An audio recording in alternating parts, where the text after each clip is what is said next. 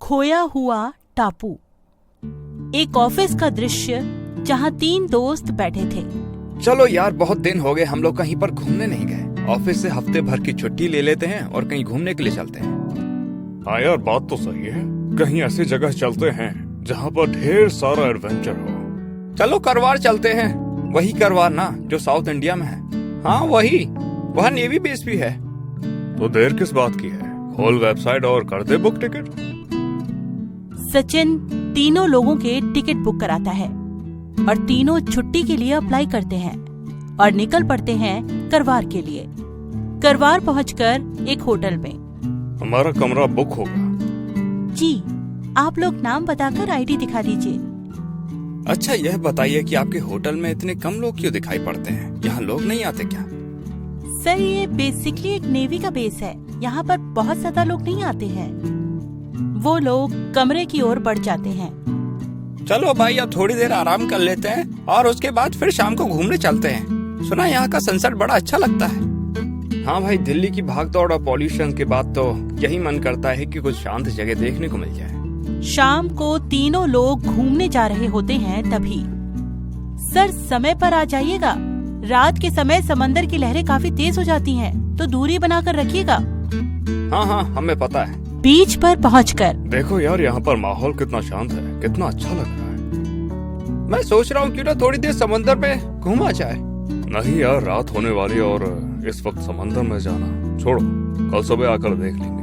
अरे छोड़ो यार, इतना किस बात से डरना। चलो चलते हैं। ना बाबा, मैं तो नहीं जाऊंगा। तुम लोगों को जाना है तो जाओ, मैं तो वापस होटल जा रहा हूँ। मुझे भूख भी लग रही है। जतिन और सचिन दोनों एक बोट किराए पर लेते हैं और अंदर चल देते हैं। सचिन यार, आगे लग रहा है लहर बहुत तेज है और कुछ भंवर जैसा भी महसूस हो रहा है, तो वापस चलते हैं। अरे यार तू भी ना, चल थोड़ा सा और आगे चलते हैं, फिर देखेंगे। तभी अचानक से लहरें बहुत ज्यादा तेज हो जाती हैं और उनकी कश्ती डूबने लगती है। वो दोनों लोग चिल्लाते हैं, पर कोई भी उनकी मदद के लिए नहीं आ पाता है। कुछ दिन बाद सचिन और जतिन अपने आप को एक टापू पर पड़ा हुआ पाते हैं। तुझे पता है यहाँ कौन सी जगह है? नहीं यार, पता नहीं, बड़ी सुनसान सी लग रही है। रुक, मैं फोन करता हूँ, शायद तुषार हमारी मदद के लिए आ जाए। जतिन फोन निकालता है। शिट यार, क्या हुआ?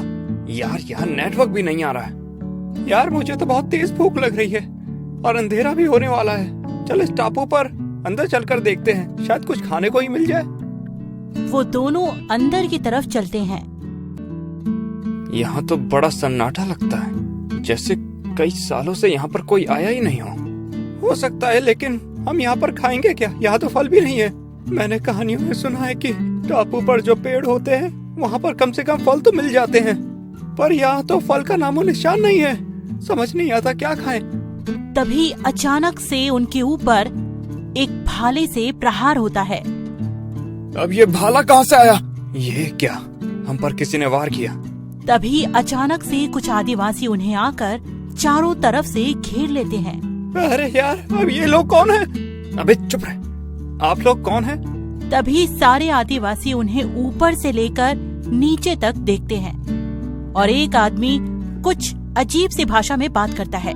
भाई साहब, आपकी बात समझ में नहीं आ रही है। असल में नीचे सबटाइटल भी नहीं है, तो हमें समझने में और भी दिक्कत हो रही है। तभी वो लोग अचानक से उन दोनों को अपने ऊपर उठा लेते हैं और कहीं ले जाने लगते हैं। वहाँ पर उनकी एक रानी होती है, जिसके सामने उन दोनों को पेश किया जाता है। वो लोग आपस में कुछ बात करते हैं।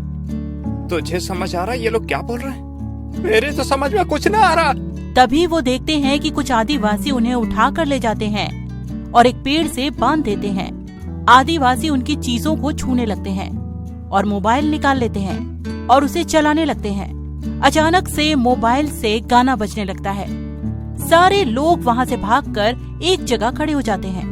अबे ये लोग तो बहुत डरपोक हैं यार, इतने अच्छे गाने पर भी ये लोग डर गए। कुछ दिन बीत जाते हैं और वो लोग उन दोनों को सिर्फ पानी के अलावा और कुछ भी नहीं देते। एक रात, अबे सचिन उठ, चल हम यहाँ से भाग चलते हैं। लेकिन हम भागेंगे कैसे? यहाँ तो मोबाइल नेटवर्क भी नहीं है और हमारी हालत भी बहुत खराब हो रही है। भाई हिम्मत तो रखनी पड़ेगी, जिंदगी तो यहाँ नहीं गुजार सकते ना। इधर तुषार परेशान होता है। कितने दिन से उसके दोस्त कहाँ गायब हो गए और किसी का भी फोन भी नहीं मिल रहा है। वो जाकर पुलिस में कंप्लेंट भी लिखवाता है। सचिन और जतिन दोनों धीरे धीरे वहाँ से निकल रहे होते हैं और वो देखते हैं कि सारे आदिवासी सो रहे हैं। तभी उनकी नजर एक कोठरी पर पड़ती है। एक आवाज कोठरी के अंदर से, सुनो मेरे बच्चों। सचिन, वहाँ पर कोई बुला रहा है। अभी कोई भी बुला रहा हो, तू छोड़, सबसे पहले अपने निकलने की जगह ढूंढते हैं। जतिन उस कोठरी के पास में जाता है। बाबा, आप कौन हैं और आप इस कोठरी में क्या कर रहे हैं? बेटा, मैं आर्कियोलॉजिस्ट हूँ। मुझे इस टापू के बारे में पता लगा था, उसकी स्टडी के लिए यहाँ पर आया था। इन लोगों ने मुझे यहाँ पर पकड़कर बंदी बना लिया है और कल रात को ही मेरी बलि देने वाले हैं। वो बात कर ही रहे होते हैं और पीछे पलट के देखते हैं तो उनके पीछे फिर से आदिवासी खड़े होते हैं। वो आदिवासी उन दोनों को फिर से बांध देते हैं। आखिर वो अगली रात भी आ जाती है जब उस बूढ़े बाबा की बलि दी जाने वाली होती है। तभी एक आदिवासी भागता हुआ आता है और अपनी रानी के कान में कुछ कहता है। अबे, ऐसा क्या बता दिया इसने? भाई पता नहीं, और मुझे लगता है जैसे जल्दी हमारा नाम भी गुमशुदा लोगों में और मरे हुए लोगों में आने वाला है। तभी बाबा चिल्लाते हैं, बेटा, ये लोग आपस में बात कर रहे हैं। तुम में से कोई एक इनके राजा से मिलता जुलता है। अब यह क्या बवाल हो गया यार? मुझे तो समझ नहीं आ रहा क्या हो क्या रहा है। तभी रानी सचिन की तरफ कुछ इशारा करती है और आदिवासी उसे खोल देते हैं। यार जतिन, इनके राजा की शक्ल तो मुझसे मिलती जुलती है। तो ठीक है, तू राजा बन जा, लेकिन मुझे तो छुड़वा दे। सारे आदिवासी सचिन के सामने झुक जाते हैं और रानी गद्दी से उठ जाती है और सचिन को उस ओर बैठने का इशारा करती है। अरे भाई, मजा आ गया। मैं तो बहुत खुश हूँ। मैं तो दिल्ली में एक प्राइवेट कंपनी में छोटा सा नौकर था और मैं यहाँ पर आकर राजा बन गया। फालतू की बात मत कर, यहाँ से निकलने की पहले सोच।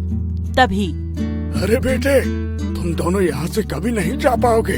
ये लोग आपस में बात कर रहे हैं कि अब तुम इनके राजा हो। ये लोग तुम्हें अब कभी नहीं जाने देंगे, तुम्हारी पूजा करेंगे। इतना सुनकर सचिन वहीं के वहीं बेहोश हो जाता है। कुछ देर बाद जब सचिन को होश आता है तो वो बाबा के जरिए उन लोगों से बात करने की कोशिश करता है।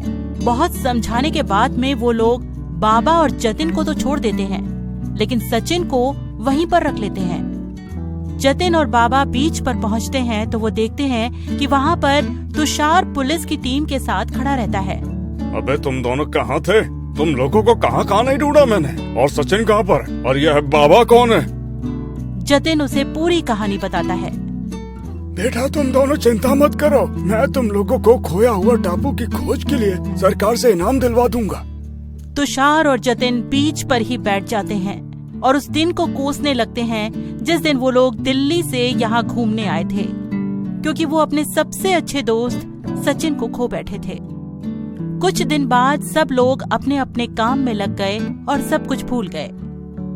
इधर सचिन को भी अब आदिवासियों के साथ मजा आने लगा था।